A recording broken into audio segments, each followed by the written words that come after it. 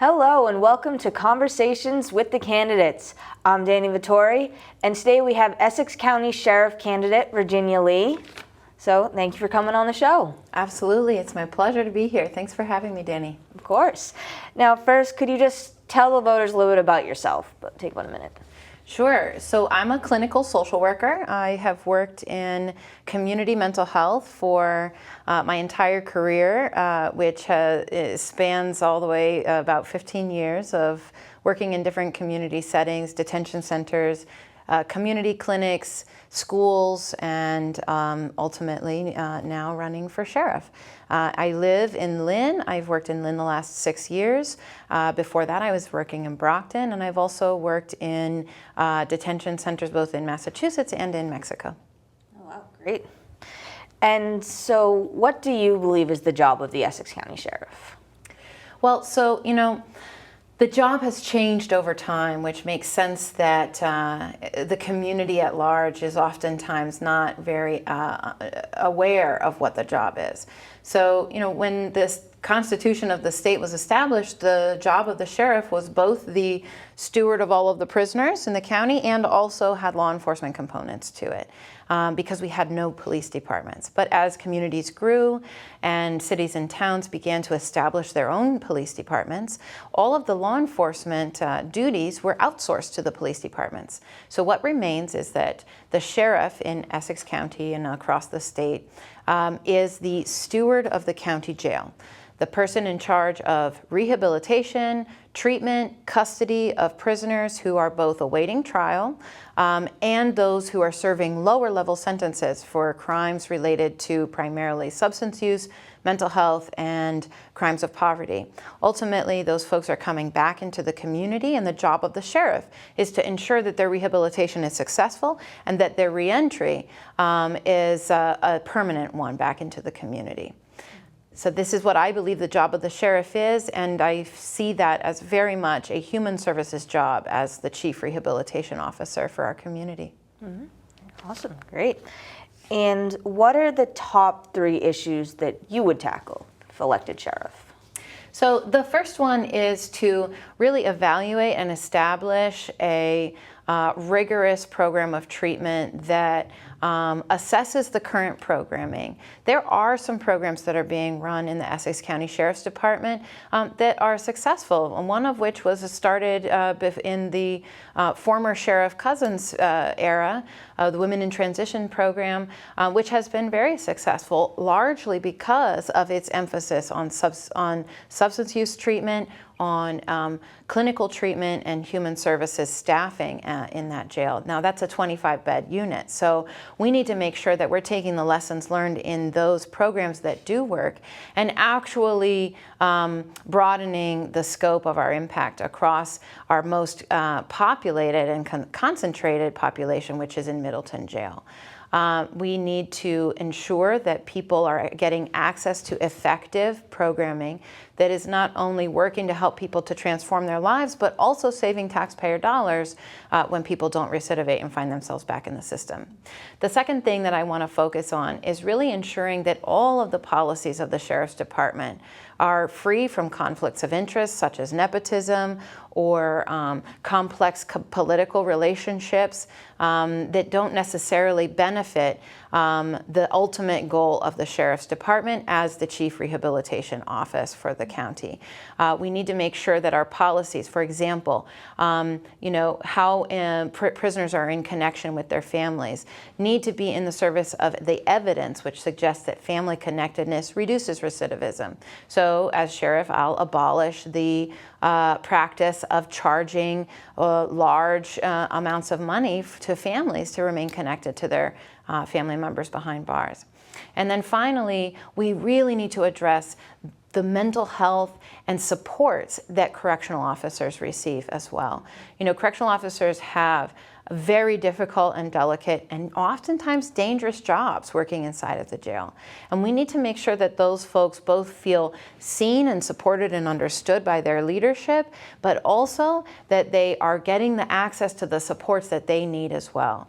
Mental health is something that impacts prisoners, but it also impacts correctional officers. Our suicide rates here in Massachusetts among correctional officers are 12 times higher than that of our general public. And I really believe that suicide and divorce, struggles with substance use and mental health should not be occupational hazards when people are doing a tremendous and important service to our community. Right, really, that's great. Thank you. And a little off that, but why do you believe that your qualifications and past experience make you the best candidate for sheriff? So as I mentioned, 90% of what we do in the sheriff's department is social services. It's clinical treatment. It's case management. It's reentry supports. And these are the bread and butter of what clinicians and social workers do all day, every day. I don't just think about those programs as items on a paper to determine whether or not they work or not. I actually know those programs from the inside out because I have had to provide that kind of clinical treatment in my time. So I believe that the best leaders in a system are those who have actually worked with the types of services that are needing to be provided. And in this case, the Sheriff's Department is our largest provider of treatment for substance use and mental health in the county, whether or not we wish to acknowledge that. As a social worker, I am used to meeting people where they're at, not hoping that people are at a different place than they are. And so when I look at the Sheriff's Department and I look at the reality, which is that the vast majority of people who are spending time behind bars are suffering from mental health and substance use disorders, that the direct line of cause and effect to reducing recidivism is getting people the proper treatment. I'm not trying to create an issue that's not there. I'm simply acknowledging and defining what is right here in front of us. And the reason that I feel like I'm the most qualified candidate is because we have examples in other places, but in our state and across the country, when people who have social work backgrounds, human services backgrounds, are elected as sheriff, they lead the country in the innovations, in the state-of-the-art programming that they offer the people under their care. And that's exactly the kind of legacy I hope to continue in my tenure as sheriff. Thank you. And that's also my place. How would you take your ideas and vision for the sheriff position and make it a reality? Well, as a clinical social worker, one of the most important skills that we have, clinical social workers are essentially therapists, right? So one of our most important skills is listening.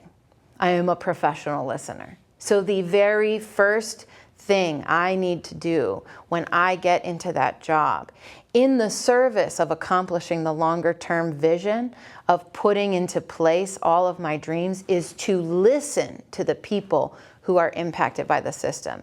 And that means listening to staff at every level of the rank system. That means listening to victims of crime, and that means listening to prisoners and people who have spent time inside of our jail, and those who have been on the road to recovery for quite some time.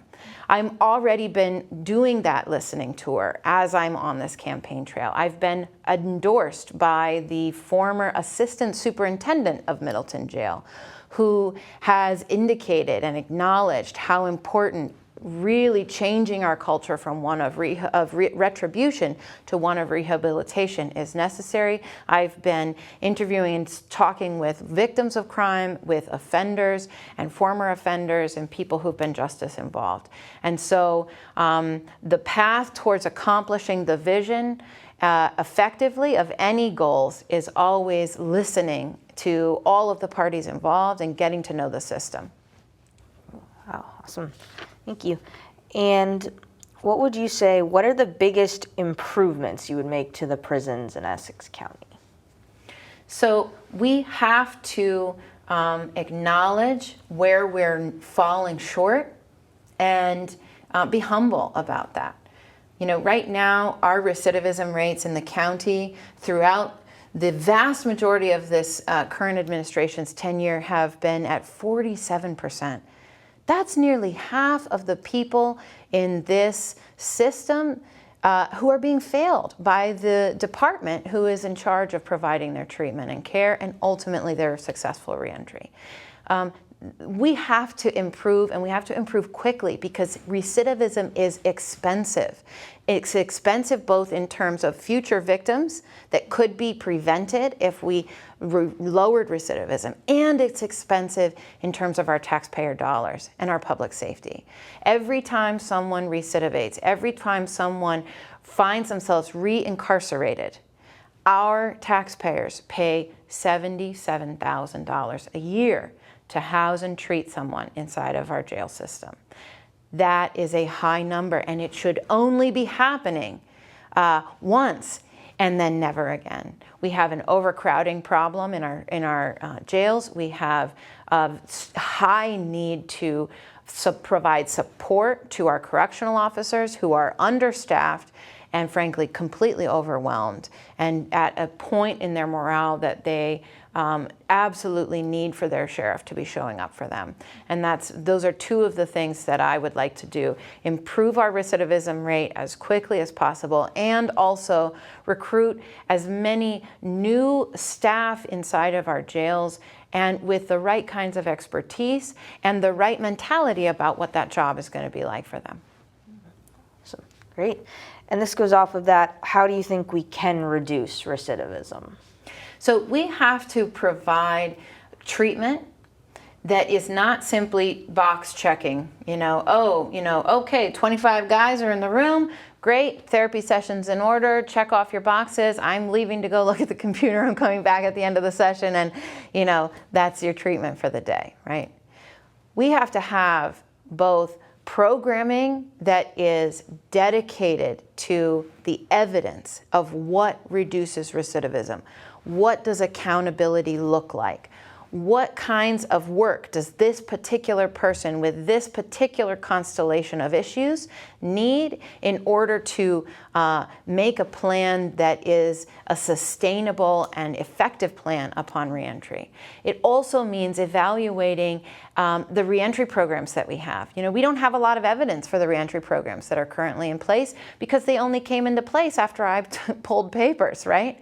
So we can't have a sheriff who is delaying prioritizing some of these utmost important programming that directly leads to reducing recidivism until there's an election year 6 years down the road.